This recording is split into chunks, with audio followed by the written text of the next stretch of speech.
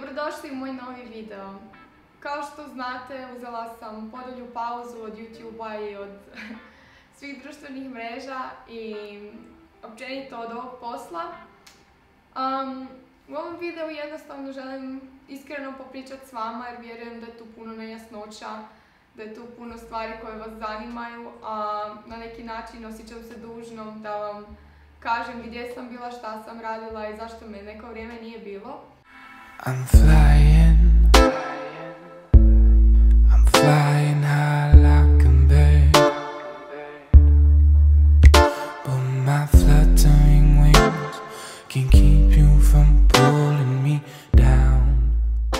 Ovo će više biti jedan opušteni video u kojem vam ja na neki način otvaram sebe i želim da me upoznate možda na nekoj razini na kojoj me još uvijek niste mogli upoznat iz raznih razloga, ali drago mi je što je velika većina vas i dalje tu uz mene, što me podržavate i što stvarno cijenite ovaj moj rad za koji ja često mislim da nije dovoljno dobar, da se ne trudim dovoljno, da nisam dovoljno postigla, ali želim se osvrnuti na ovu cijelu godinu i želim se osvrnuti na sve što sam postigla i načine na koji sam to postigla kako bi motivirala i sve vas da radite na svojim snovima, da radite na sebi i to je čak još bitnije od vaših nekih postignuća da radite tijekom cijele godine na sebi.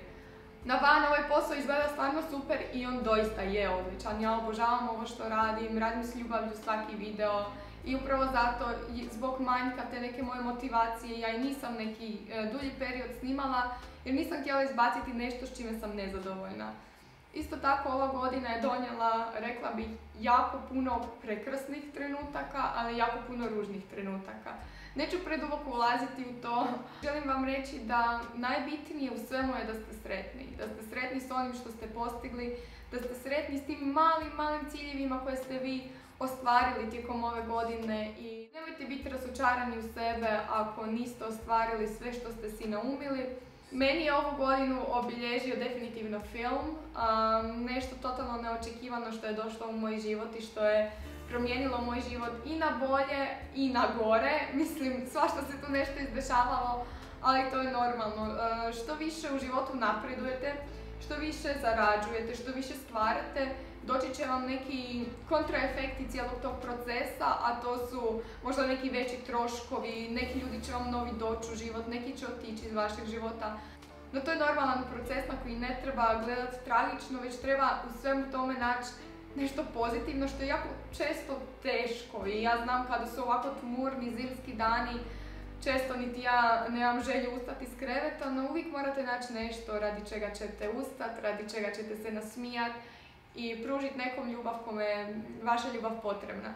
Da ne okolišam, ovu godinu definitivno je obilježio film, obilježili su brojni drugi projekti, putovanja, premijere filma, svakakve neke nove prilike u kojima sam doista uživala. Našla sam se u jednom trenutku u fazi života kada sam toliko posla uzimala i nisam se mogla više nositi s tim, pa sam napravila i male pauze. Zapravo najteže u svemu vam je naći uvijek taj neki balans. To se tiče i vašeg možda posla, škole, cure, dečka, obitelji, prijatelja. Jako je teško zadovoljiti sve ljude oko sebe, a istovremeno biti sretan. Tako da radite na tome da postignete taj balans u životu koji je jako potreban, da ostanete sretni i da one stvari koje ostvarite, da u njima možete uživati, jer često dođe i novac, dođe i slava, dođu i uspjesi, no vi ne nalazite zadovoljstvo i doista sreću u tome kao što ste mislili da ćete doživjeti i da će vam donijeti tu neku sreću i ispunjenje. Ono što sam ja shvatila kroz ovu godinu da je svaki dan, svaki korak, svaki trenutak uspjeh.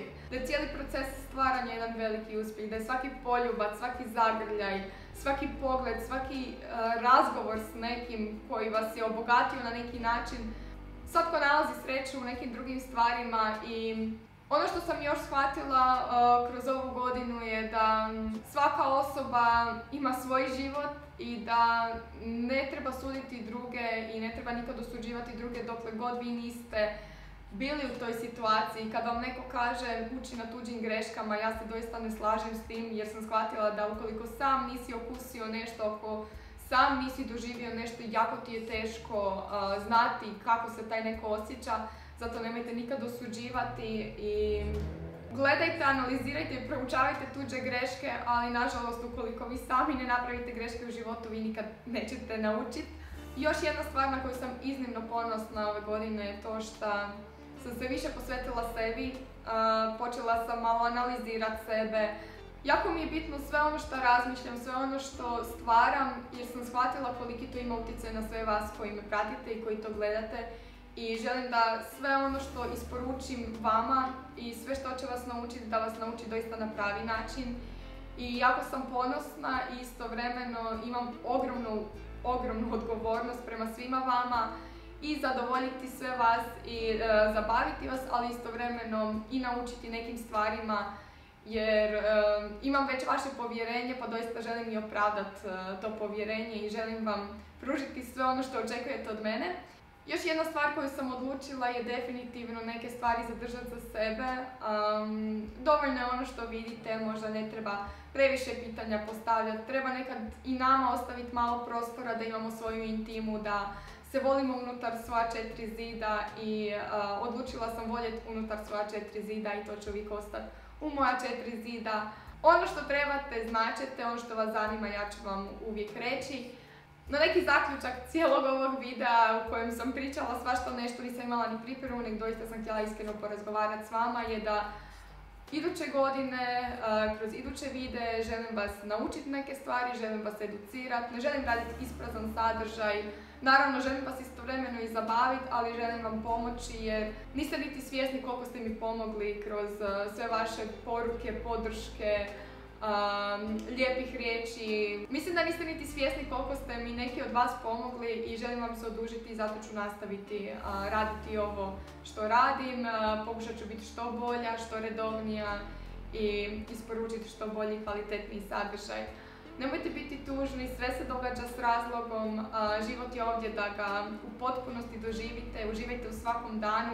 Hvala vam još jednom, želim vam sretnu novu godinu i vidimo se u novom videu. Try not to forget my words.